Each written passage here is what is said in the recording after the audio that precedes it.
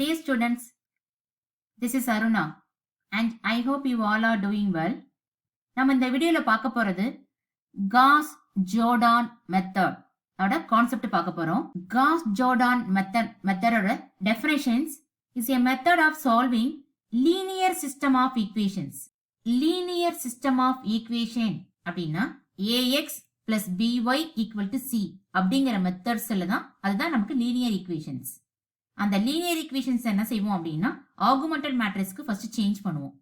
Change பண்ணிட்டு அதுக்கு நம்ம ரோ ஆபரேஷன் யூஸ் பண்ணி ரெடியூஸ் பண்ணிட்டு நம்ம ரோ எஸ்லான் ஃபார்ம் கொண்டு வந்து தான் cos Jordan methods find out பண்ணுவோம். இப்போ எக்ஸாம்பிளுக்கு ஒரு 3x3 matrix a1 a2 a3 b1 b2 b3 c1 c2 c3 நம்ம எடுத்துக்கிறோம். கிவன் மேட்ரிக்ஸும் ஐடென்டிட்டி மேட்ரிக்ஸும் இருக்கிற மேட்ரிக்ஸ் தான் ஆகுமெண்டட் மேட்ரிக்ஸ். நெக்ஸ்ட் நம்ம எப்படி வந்துட்டு ரோ ஆபரேஷன் ஃபைண்ட் அவுட் பண்றது அப்படின்னா இப்போ நமக்கு 3x3 மேட்ரிக்ஸோட ஃபர்ஸ்ட் காலம் நமக்கு என்னன்னா a1 b1 c1 இந்த பிளேஸ்ல 0 இருந்துச்சுன்னா நம்ம ரோவை இன்டர்சேஞ்ச் பண்ணணும்.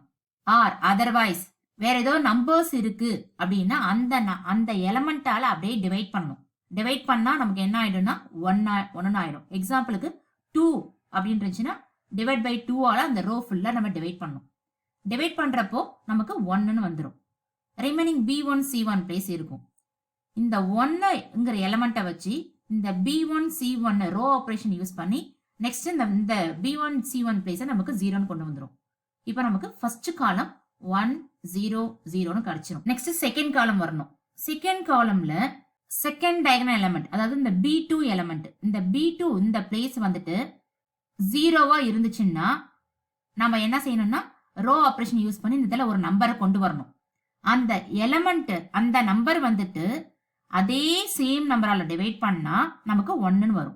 இந்த 1ங்கிற எலமெண்ட்டை வச்சு இந்த a2ங்கிற பிளேஸையும் c2 அப்படிங்கிற இந்த பிளேஸையும் நம்ம 0ன்னு கொண்டு வரணும்.